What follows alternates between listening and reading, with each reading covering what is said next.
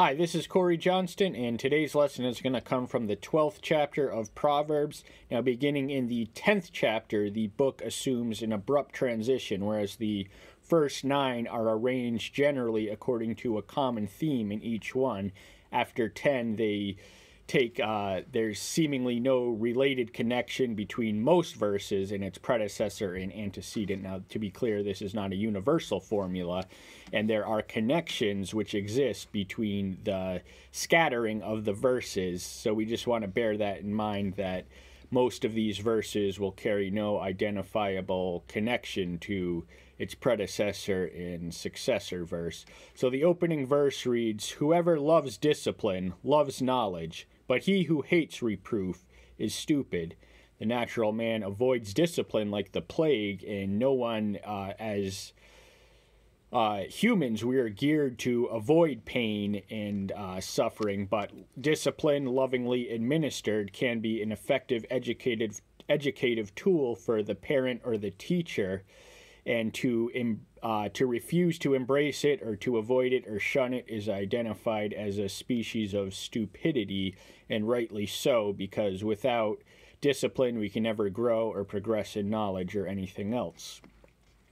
The good obtains grace from Yahweh, but the man of wicked devices he declares wicked."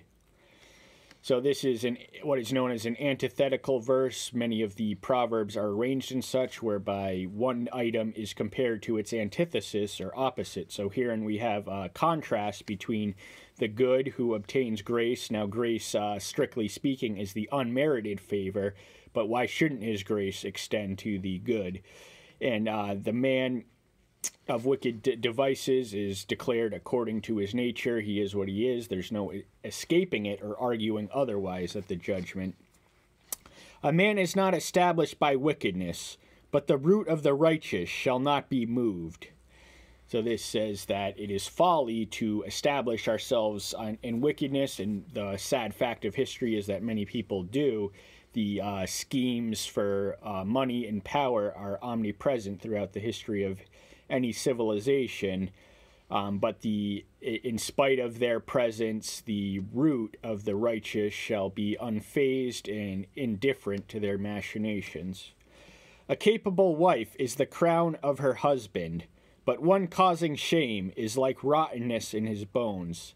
So Solomon has much to say about the ideal wife, and he also has a different mindset to describe the caricature of the wicked, loose, and immoral woman, which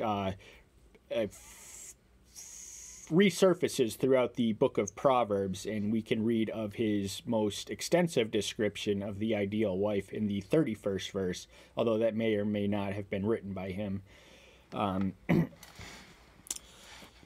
"The thoughts of the righteous are justice. The counsels of the wicked are deceit." Again, the antithetical juxtaposition. The thoughts and counsel of people are reflective of their nature. Ergo, the righteous will be concerned and fixated on justice, whereas the wicked will frequently devise deceptions and schemes and lies to advance their agenda or profit from. "The words of the wicked are, lie in wait for blood, but the mouth of the straight delivers them." This reminds us of the 18th verse in the first chapter, wherein Solomon describes the activity of sinners to his son as a model not to emulate. And lying in the wait for blood means they're murderously motivated and awaiting for the opportunity to so strike. And that is very much a mark of wickedness, but the mouth of the straight, or righteous, contrarily, will be the source of their deliverance from such predicaments. "The wicked are overthrown and are no more, but the house of the righteous stands." Now, most of Proverbs are not to be interpreted as promises, but principles, and in general, in a perfect world, the house of the righteous would remain unmolested, whereas that of the wicked will be overthrown and be no more. But any observance of history at any age or historical era bears uncanny witness to the fact that what is ideal seldom matches the reality. A man is praised according to his wisdom, but the perverted of heart becomes despised. So from a wise person naturally generates praise and attracts praise. Their wisdom is greatly appreciated and beneficial and utilized, but the perverted of heart are not similarly useful and are rightly despised for who they are and what they do. Better to be lightly esteemed and have a servant than highly esteemed who lacks bread. So the natural man naturally craves and covets for prestige and grandeur and socioeconomic standing, but the esteem is useless if one is poor, and so he's comparing the situation of having a servant, that is a mark of status and wealth, because servants cost money, they're not free. And the righteous regards the life of his beast, but the compassion of the wicked is cruelty. So throughout the Mosaic Law, the Israelites are instructed to have a special concern not only for their own animals, but their enemies' animals. And animals have life and as such are to be respected. Now granted, they were made for our pleasure, and our dominion cedes us the authority to use them as we wish, but the righteous will not differentiate between an animal and a creature who is worthy of similar respect. He who tills his land is satisfied with bread, but he who pursues vanity is lacking heart. So the natural consequence and result of doing the work that needs to be done around one's farm is that they will be satisfied with bread, they will reap what they have sown, whereas the wicked one who pursues vanity is lacking heart. That means devoid of any goodness or anything else along those lines, the attributes from which are generally attributed as stemming from the heart. The wicked shall covet the catch of evildoers, but the root of the righteous yields fruit. So once more we are reminded of the root of the righteous, which brings us back to verse 3, but in the different context, in the contents is the comparison between the wicked, once more reflective of verse 3, and as customary to their nature, they covet, which is an explicit violation of the Decalogue, the 10th commandment, whereby one wants or aspires after the goods and property of one's neighbor. But the root of the righteous yields fruit. Fruit is analogous to spiritual productiveness. And the transgression of the lips is an evil snare, but the righteous gets out of distress. So lies are not only evil in themselves, but a source of more woe and greater evil. And but the righteous, he who is righteous and honest, has no worry to be caught in the practice of lying to protect the lie. From the fruit of his mouth one is filled with good, and the work of a man's hand is given back to him. It's only right that a man be entitled to reap in proportion to what they have sown or earned in accordance with their talents and efforts. And the mark of a righteous man is one who always speaks well of others, and there's no trait of degrading or diminishing another human being in their speech. The way of a fool is right in his own eyes, but he who listens to advice is wise. Now, a fool is naturally inclined to judge their own heart and be their own master, but this was especially incumbent upon a king in a royal rulership position, as was Solomon, to take advice and to not act accordingly until so informed about all the details and potential ramifications of a politically motivated action. A fool's wrath is known at once, but a clever one covers shame. So the fool by nature, they cannot conceal their instinctive wrath, and it is an immediate response. They have not entered into the reflection or analysis of a certain situation, but are instead provoked and led by their baser emotions to express wrath. And but a clever one, contrarily, will not express their wrath when it is not appropriate to, and in so doing will conceal their shame. He who speaks truth declares righteousness, but a false witness deceit. Therein truth and lies are attributed respectively to righteousness and honesty, and this is the 9th commandment in the Decalogue, thou shalt not lie or bear false witness. And Solomon has much to say about this principle throughout the book of Proverbs, but for now it suffices to say that truth and righteousness are established as interchangeable as are lying and deceit. Rash speaking is like piercings of a sword, but the tongue of the wise is healing. So our words are weapons, and they can inflict harm or result in mending healing wounds.